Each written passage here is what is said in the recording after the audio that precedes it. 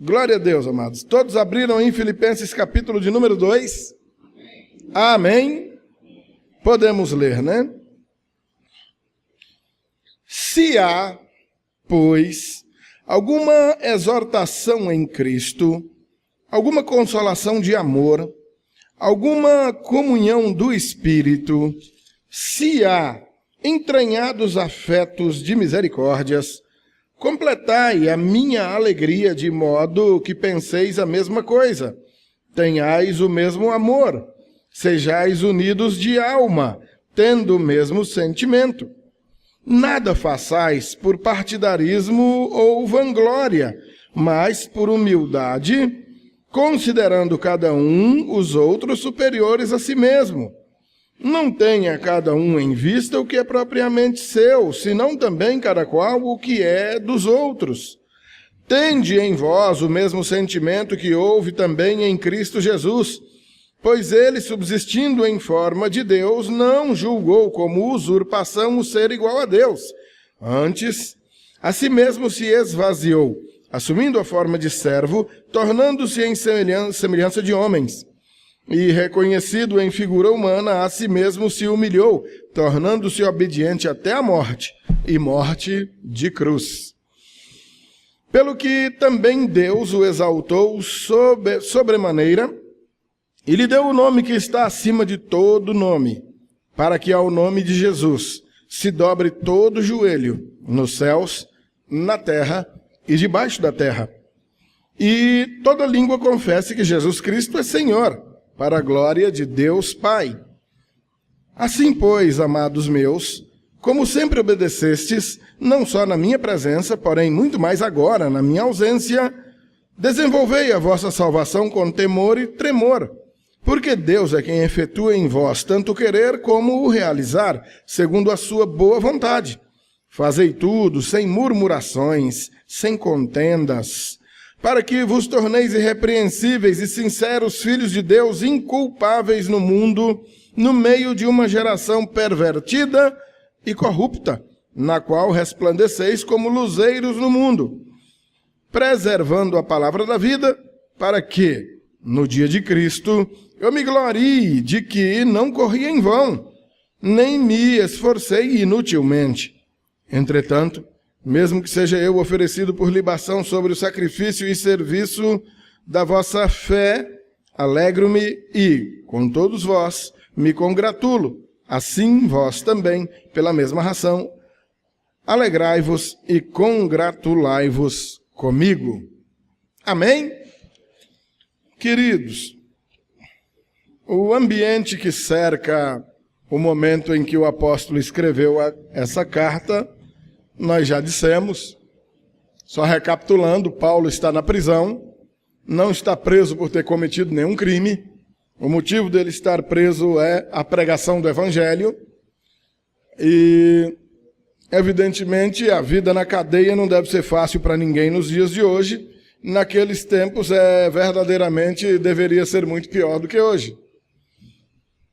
Sob condições subhumanas, sob todo pensamento que pode permear a mente de qualquer ser humano normal, como eu, você, Paulo, de pensar, ora, se o que eu estava fazendo era bom, se o que eu estava fazendo era correto, como é que eu recebo como recompensa uma lapa de uma tribulação dessa na minha vida?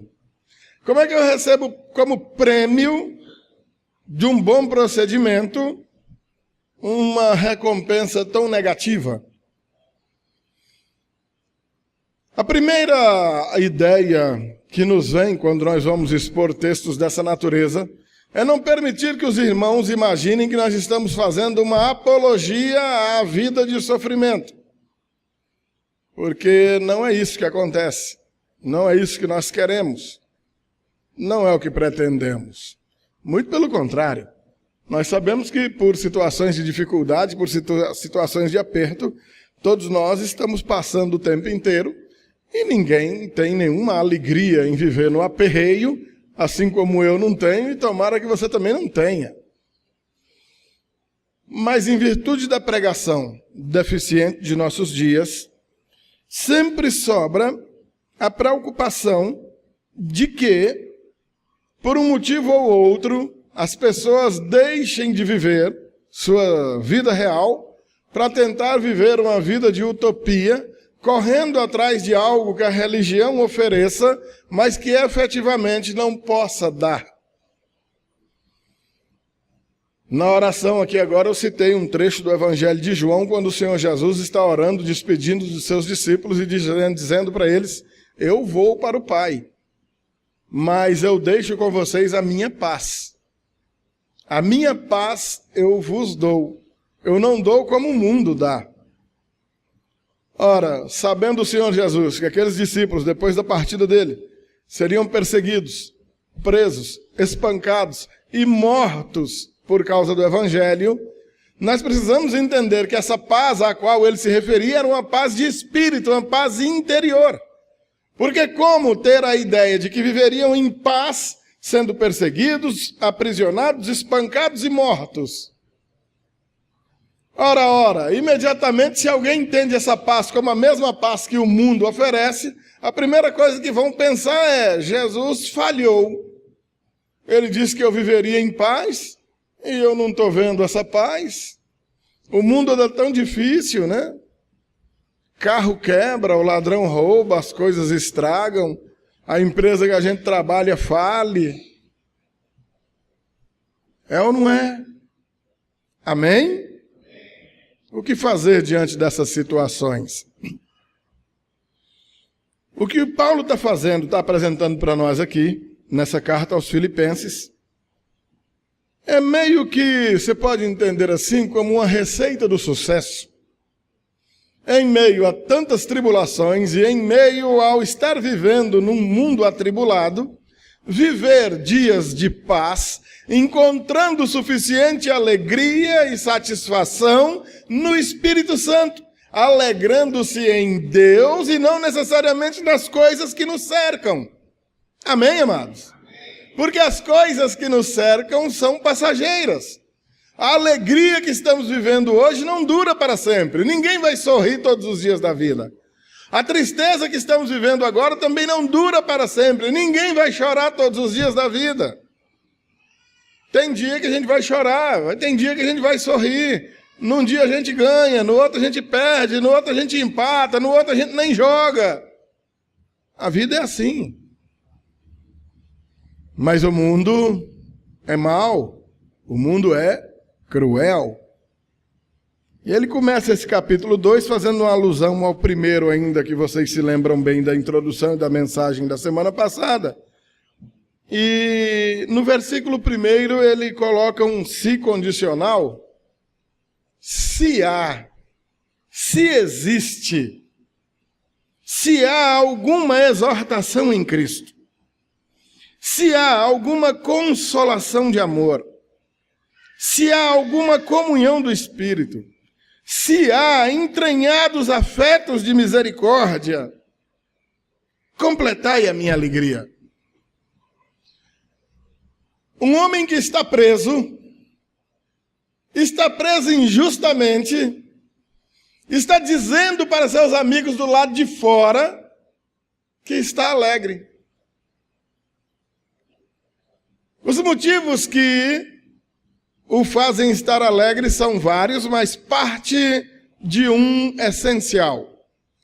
O evangelho que ele pregou para aqueles irmãos está surtindo efeito. Amém, amados? Ele ouve dizer que uma igreja que ele plantou naquela cidade está crescendo. E os homens daquele lugar estão se aperfeiçoando em santidade e em amor. Como qualquer ser que nasça, ele precisa imediatamente começar a crescer. E qualquer ser vivo, seja uma planta, seja um animal, chega um dia em que ele precisa dar frutos, ele precisa se reproduzir. E ele está tendo notícias de que isso está acontecendo lá. Olha, a igreja vai bem. Olha, o número de fiéis aumentou. Olha, aqueles fiéis que ainda estavam oscilando na fé, balançando, hoje estão firmes. A fé deles tem aumentado. O amor deles tem aumentado. A esperança deles é maior hoje do que era no princípio. Amém, queridos? E ele está dizendo que se alegra com isso. E ele continua: se há, pois, alguma exortação em Cristo. Está logo no versículo 1.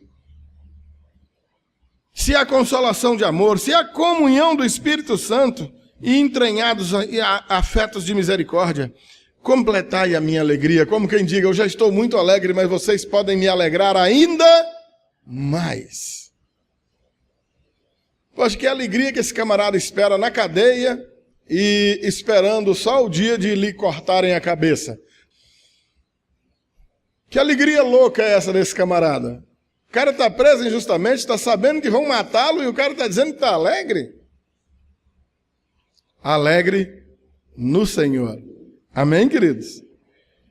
E ele explica isso no versículo 2: completai a minha alegria de modo que penseis a mesma coisa, tenhais o mesmo amor, sejai unidos de alma, tendo o mesmo sentimento. Ele está clamando para que aquela igreja da qual ele está recebendo notícias, que se trata de uma igreja boa, de uma igreja sadia, de uma igreja abençoada, possa se tornar uma igreja ainda melhor do que o que já é. Crescer em quantidade e também em qualidade. Exortação em Cristo, para que penseis a mesma coisa. Por que eu clamo tanto aqui, amados? Principalmente para que os irmãos não negligenciem um momento tão importante quanto o estudo bíblico. Para que estejamos todos falando da mesma coisa. Não que nós tenhamos algo contra os irmãos da igreja B, da igreja C, da igreja D, mas nós aqui temos uma maneira de pensar, temos um padrão de crer em Cristo e trabalhar a questão da salvação, da santificação, que embora entendamos que os demais irmãos também estejam corretos, nós damos uma abordagem diferenciada. E é impossível que nós preguemos algo nesse púlpito aqui e você pregue outra coisa na tua casa ou na casa de um amigo ou de um parente quando você os visita. Se esse tipo de divergência acontecer, é impossível que nós estejamos andando juntos.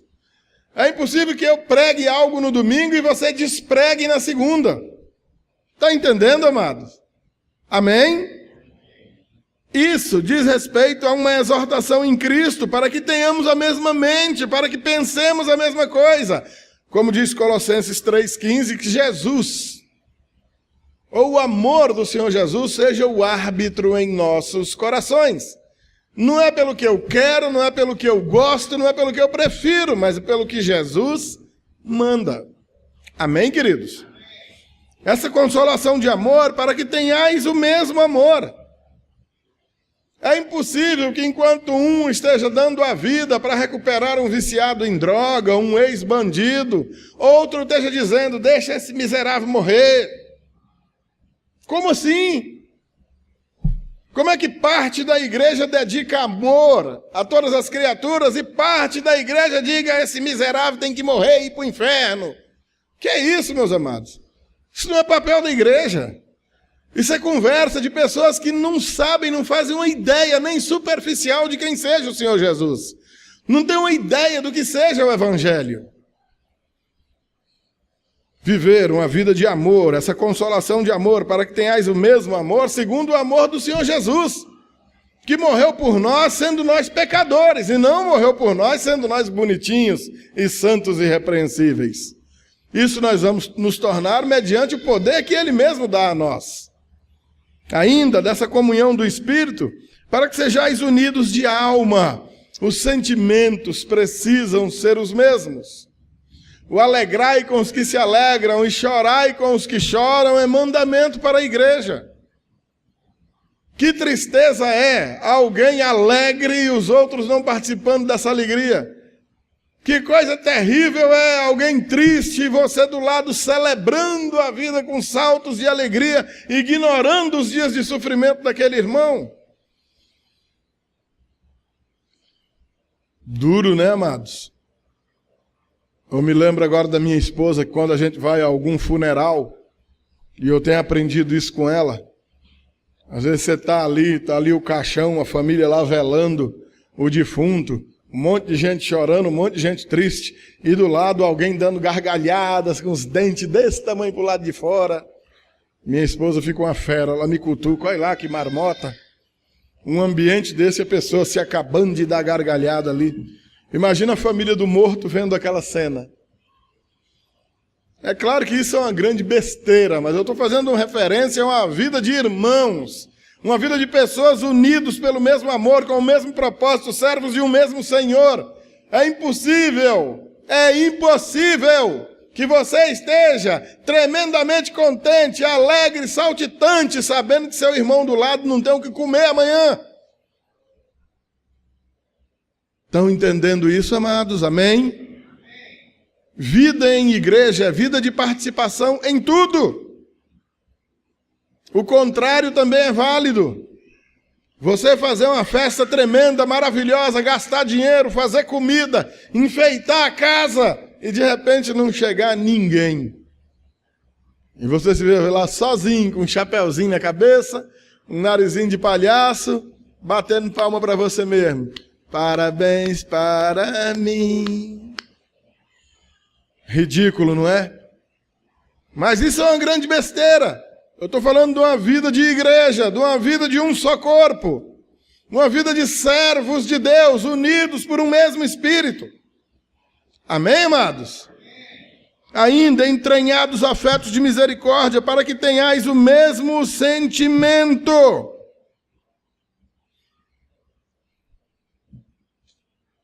Não podemos sentir coisas diferentes se as situações forem as mesmas. E nem podemos sentir as mesmas coisas se as situações forem diferentes. Há momentos certos para todas as reações, todas as situações. Amém, queridos? Versículo 3. Nada façais por partidarismo ou vanglória, mas por humildade, considerando cada um aos outros superiores a si mesmo. Não tenha cada um em vista o que é propriamente seu, senão também cada qual o que é dos outros. Isso é um apelo ao desapego do egoísmo. Uma exortação a um tapa no egoísmo. Nada façais por partidarismo ou vanglória. Se alguém tem algo do qual se gloriar, que se glorie no Senhor. Toda glória é para Ele. Toda honra é para Ele. Toda vez que buscamos glória para nós mesmos, damos tiros nos próprios pés. Partidarismo, então, estamos falando não de política, viu, amados? Partidarismo dentro da igreja. E como surge isso em igreja, meus amados? Louvado seja Deus, porque nós não temos sofrido com isso aqui. Já sofremos. Mas o Senhor teve misericórdia e tratou muito depressa. Mas é muito comum surgir o grupo de irmãos que gostam do irmão fulano, o grupo de irmãos que é contra o irmão fulano, e automaticamente por isso já passam a ser a favor da irmã cicrana, e assim sucessivamente. Isso é uma forma que Satanás encontrou de minar a atividade da igreja. Colocar esses partidinhos dentro da membresia da igreja. Algo terrível, que só é quebrado por meio de oração, e muita humilhação. Porque a vontade que a gente tem é de voar na goela da criatura e torcer, mas se a gente fizer isso, a coisa piora. Então entregamos, confiamos às mãos do Senhor, e Ele sempre age, e o agir dele sempre resulta naquilo que verdadeiramente vai fazer o efetivo bem para a igreja.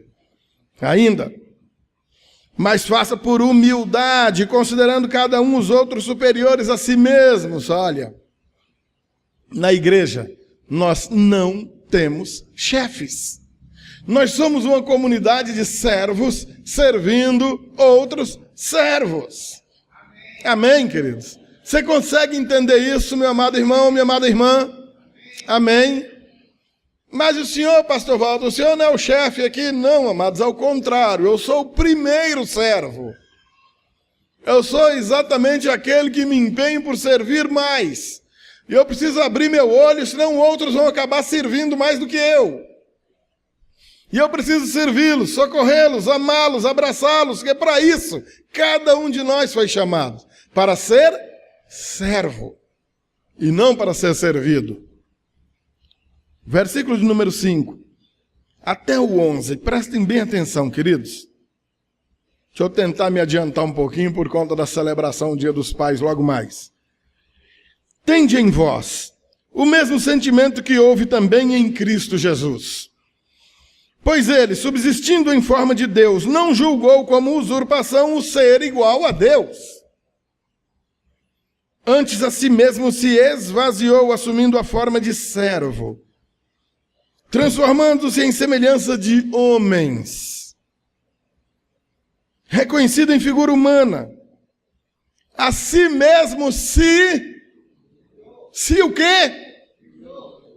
Se humilhou, tornando-se obediente até a morte, e morte de cruz, morte terrível, tenebrosa, horrenda. Pelo que também Deus o exaltou sobremaneira e lhe deu o nome que está acima de todo nome, para que ao nome de Jesus se dobre todo joelho nos céus, na terra e debaixo da terra, e toda língua confesse que Jesus Cristo é Senhor, para a glória de Deus Pai. Amados, prestem atenção.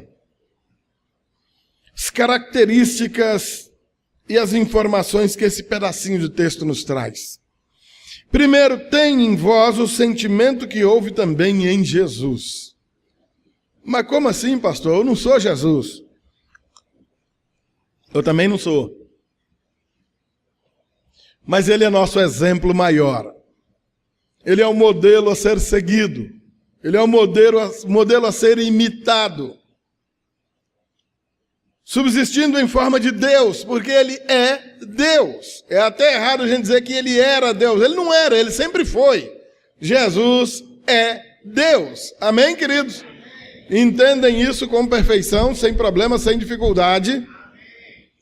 Sendo ele Deus, não julgou como usurpação o ser igual a Deus. Enquanto homem entre nós, exausto, durante uma tempestade, dormia dentro de um barquinho, enquanto os discípulos se assombravam achando que iam morrer. Chorava, tinha fome, sentia o peso da humilhação, sentia o pavor e o medo da morte, do grande sofrimento, de terríveis dores, mas não usurpou o ser igual a Deus. Antes, a si mesmo se esvaziou, assumindo a forma de servo. A si mesmo se humilhou. E nós não estamos falando de pouca gente, não, amado. Nós estamos falando do Senhor Jesus. Humilhou-se a si mesmo, numa receita que ele mesmo já tinha dado a nós nos evangelhos. Lucas 14, 11, por exemplo.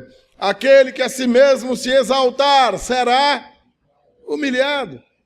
Aquele que a si mesmo se humilhar será exaltado. Amados, a vida cristã não combina com a arrogância, com a soberba, com a altivez. Todas essas coisas precedem a queda, precedem a ruína. Você conhece que uma pessoa vai cair, você conhece que uma pessoa vai fracassar quando você vê o estado de arrogância.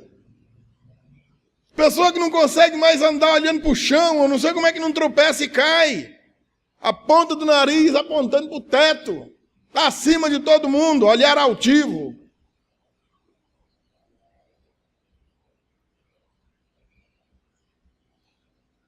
Características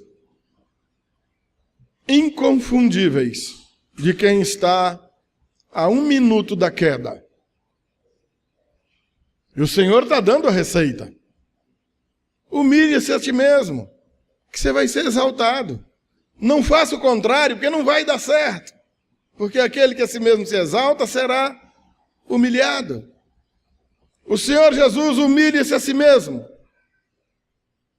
Toma a forma de servo, assumindo essa forma de servo em semelhança de homem. Torna-se obediente, e obediente até a morte. Não a experiênciazinha pequena de ser obediente, de ser humilde. Ah, pastor, eu tenho me humilhado ultimamente. Pastor, olha só o senhor vê. Teve uma situação essa semana onde eu aguentei uma humilhação. Opa, que maravilha! Mas quando chegou no fim de semana eu não aguentei, rodei a baiana, quebrei o pau. Estava indo tudo tão bem. É um padrão de vida que passa a ser adotado. Não é uma experiência de alguns minutos, não é uma experiência de um dia, não é uma experiência de um ano, mas é um viver de uma vida.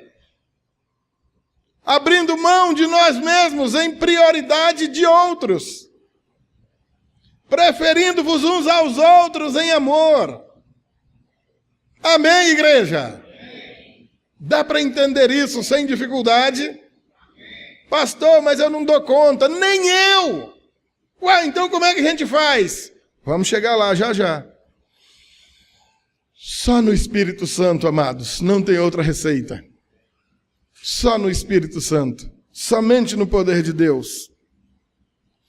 Foi por causa dessa humilhação que Deus o exaltou e lhe deu um nome que está acima de todo nome.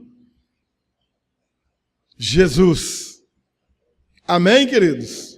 Diante do qual todo joelho se dobrará e toda língua confessará que Ele é Senhor. E tudo isso, versículo de número 11, para a glória de quem? A minha? A tua? Para a glória de Deus Pai. Tudo é para a glória de Deus. A salvação da tua alma é para a glória de Deus. O arrancar a tua alma do inferno é para a glória de Deus. Deus é glorificado no sucesso da salvação que acontece na tua vida. A glória é dele, não é nossa. Não há merecimento em nós, nós somos alvo da graça. Nós nunca merecemos, nem antes, nem hoje e nem no futuro. Mas ele graciosamente vem a nós e nos arrebata com essa tremenda salvação, para que ele mesmo seja glorificado, porque em tudo ele é glorificado. Amém, queridos? Cabe a nós as ações de graças. Assim, pois, amados, versículo 12. Como sempre obedecestes, não só na minha presença, porém muito mais agora na minha ausência, desenvolvei a vossa salvação com temor e tremor. O que é isso, amados? Amados do bom Deus. Primeiro, assim não só como obedecestes na minha presença, mas também na ausência. Estava tratando com um rapaz que há alguns anos atrás, nós fomos atrás e conseguimos ajudá-lo para que ele se libertasse do vício, o vício do álcool. E esse rapaz foi motivo de grande orgulho para nós, motivo de grande alegria, em virtude de ter realmente vencido o vício, ter começado a trabalhar, ter vivido uma vida de dignidade. E lentamente esse rapaz foi desaparecendo da igreja, foi desaparecendo, só ia aos cultos no domingo, depois um domingo sim, outro não, depois um domingo só por mês, depois aparecia lá de 3 em 3 meses. E logo, como notícia ruim, viaja que é uma beleza, chega a notícia que ele tomou uma biritazinha numa festa, numa celebração com os colegas da empresa, e assim vai daqui, vai daculá, e ele imaginando que está enganando a gente. Primeiro que nem a nós ele consegue enganar, mas a burrice é tão grande. O ser humano afastado de Deus, ele é um burro tão completo, que ele se esquece, ele zomba de Deus, ele ignora o poder de Deus, ao ponto que imaginar que pode fazer alguma coisa escondido de Deus.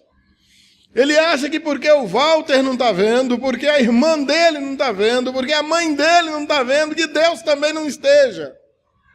E nessa vida ele vai. Ontem ele foi pego lá em Brasília, andando de moto, embriagado. Soprou o bafômetro, quase que o bicho estoca. Tomaram a moto foi apreendida, tomaram a habilitação, ele foi em cana também, prisão em flagrante. A irmã foi lá, gastou 2.000 contos, pagou a fiança, pelo menos tirou ele da cadeia. Agora está ele sem carteira, desempregado, sem a moto. E aí me procura. Agora lembrou de mim, rapaz. Na hora de tomar uma cervejinha, não lembrou de me chamar para oferecer uma, rapaz. Pastor, você quer tomar uma cervejinha comigo? Lembrou não, mas agora lembrou. Pastor, me ajude. Eu digo, rapaz, é uma pena que você está em Brasília e eu aqui, porque eu queria estar aí, para eu te ajudar com as 2 lapadas boas no lombo, um cinto de couro que eu tenho aqui, que ia te fazer muito bem. E eu citei isso aqui para ele. Obedecer ao que eu, pastor Orlando e outros homens lhe determinam é fichinha. Obedeça a Deus, tema a Deus. Não faça nada escondido de mim, do Orlando, seja lá de quem for. Tenha em mente que de Deus não esconde nada, você não esconde nem seus pensamentos de Deus, Ele olha seu coração, a sua mente. Você está pensando e Ele sabe no que você está pensando. Grande burrice imaginar que está escondendo alguma coisa de Deus. E o apóstolo está exaltando isso aqui. Obediência na presença, obediência na ausência, muito mais agora na ausência. Desenvolvei a vossa salvação com temor e tremor. Temor porque se você realmente teme a Deus, você entende que vai se abster do pecado porque Ele tudo vê. E nós desenvolvemos essa salvação que Ele nos deu dessa maneira. Nesse temor e tremor não se trata de um pavor abestado, um pânico, um alarme, não. Ele está falando de uma reverência e respeito. Apenas isso. Reverência e respeito. Não é para ficar se acabando de medo. Meu Deus, lá vem Deus. Glória a Deus. Versículo 13. A chave de tudo isso que nós temos pregado hoje. Prestem bem atenção. Porque Deus é quem efetua em vós tanto o querer como o realizar segundo a sua boa vontade. Amados, por favor, meditem nessas palavras. Tenham elas em mente, no coração. Entendam, pelo amor de Deus. Não depende da força do nosso braço. Não depende da inteligência da nossa cabeça. Sabedoria nós pedimos a Deus e Ele dá. Não confunda sabedoria com inteligência. O sábio teme a Deus. O inteligente que não é sábio pode ter toda a inteligência desse mundo e até de outros mundos, mas sem o temor de Deus, ele continua sendo um trouxa. Porque Deus é quem efetua em vós tanto querer quanto realizar. Esse desejo de se abster do pecado, esse desejo de ser fiel a Deus, esse desejo de vir a ouvir a voz dEle, esse desejo de estar próximo do Senhor, é Ele mesmo que tem colocado em nossos corações. Amém, amados? De repente você vai perguntar para você mesmo, o que eu estou fazendo aqui? Eu não queria estar aqui, eu queria estar em casa agora assistindo às Olimpíadas. E você não sabe responder como foi que você saiu de casa, montou na sua moto, na bicicleta, veio a pé, veio de carro, mas chegou aqui. Porque o Senhor colocou esse desejo no teu coração. Você hoje ainda não entende isso, mas um dia você vai entender, eu te garanto. E o que você tem feito causa espanto a você mesmo e a pessoas que você ama. Porque também vem dele o realizar. Tudo que você tem feito de bom, tem feito segundo vontade do Senhor. Quantas e quantas vezes o seu desejo foi de enfiar o pé na jaca, de pecar, de estragar tudo? Sabe-se lá de onde veio o conselho, de onde surgiu a ocasião que de repente você se viu fazendo a coisa certa e dizendo, mas não era isso que eu queria fazer. Mas essa era a vontade de Deus para a tua vida. Se Ele te escolheu, se você realmente é um eleito do Senhor, mais uns diazinhos vão se passar e você vai compreender isso. Que dele, parte dele, tanto querer quanto realizar, segundo a boa vontade do Senhor. Amém, queridos? Amém mesmo? Aí vem uma receita de vida. Versículos 14 até o 16. Fazei tudo sem murmurações e nem contendas. Olha, queridos, talvez essas murmurações e essas contendas sejam o grande câncer dos servos de Deus. Como nós falamos o que não deveríamos falar. Como nós dizemos besteira. Como nós reclamamos sem razão. É ou não é?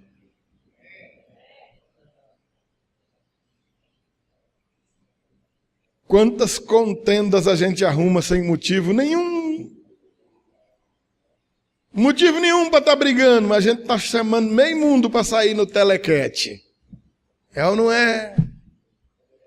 Essas murmurações e essas contendas, sendo melhor administradas, vão resultar na nossa vida num andar muito mais sossegado.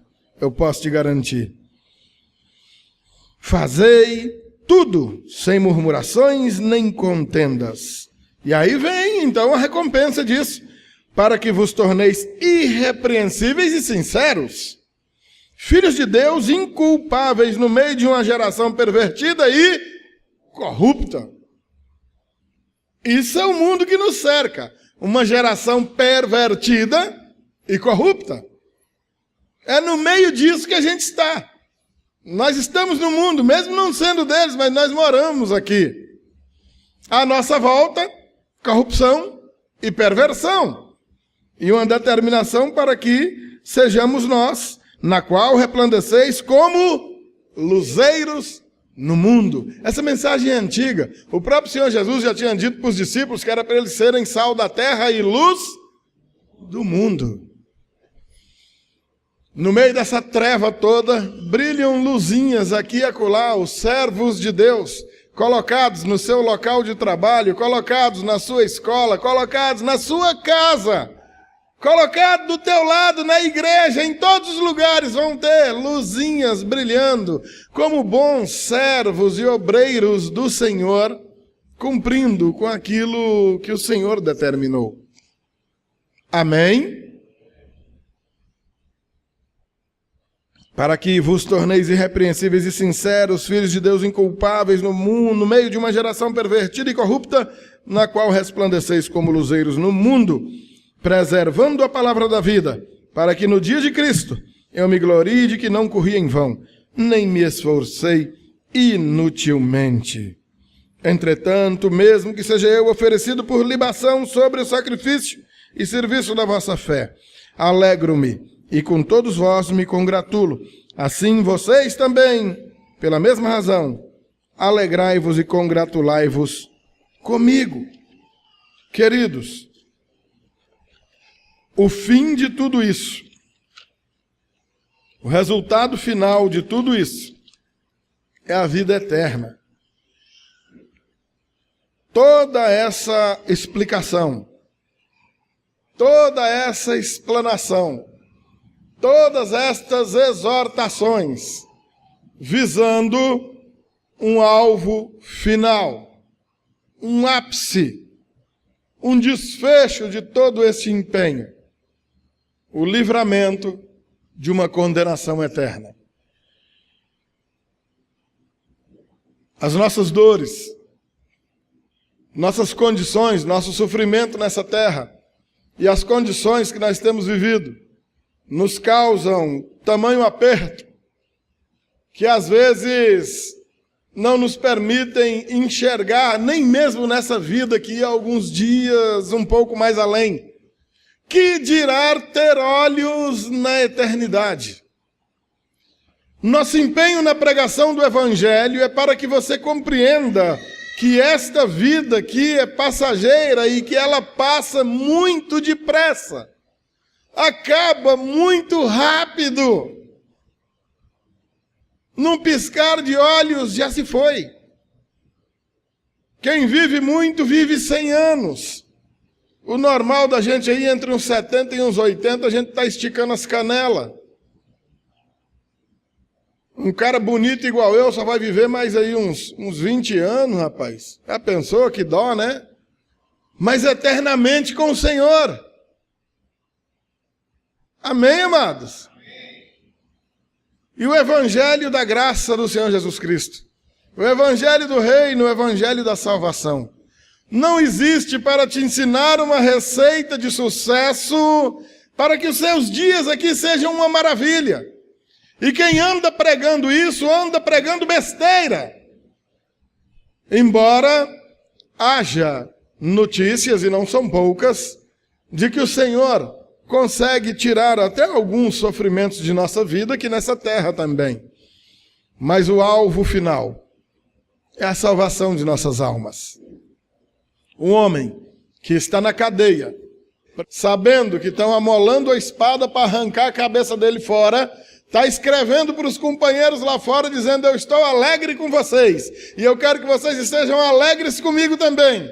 Porque a vontade de Deus está se cumprindo. Ele tem feito o devido uso de mim, esse servo aqui, para que a mensagem do Evangelho chegue a muitos lugares. E a hora que ele não precisar mais de mim, vão cortar minha cabeça fora, pronto e acabou. E eu estou alegre. E eu quero que vocês se alegrem no Senhor também.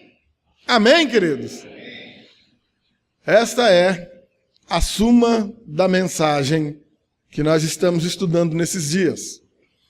Se você conseguir enxergar aí outra coisa que além disso, você está achando também chifre em cabeça de jumento, ou cabelo em ovo, ou perna em cobra.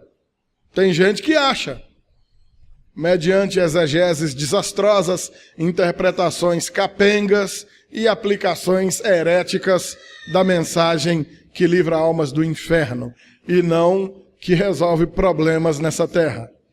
Embora alguns problemas sejam resolvidos, tenham em mente que o Senhor Jesus veio resolver aquele problema que ninguém mais poderia resolver a não ser Ele, que é o problema do pecado e da morte. Amém, amados? Ele veio dar vida eterna, e o apóstolo está alegre com isso, e nós estamos alegres com isso, porque a missão dele tem obtido êxito. Glória a Deus!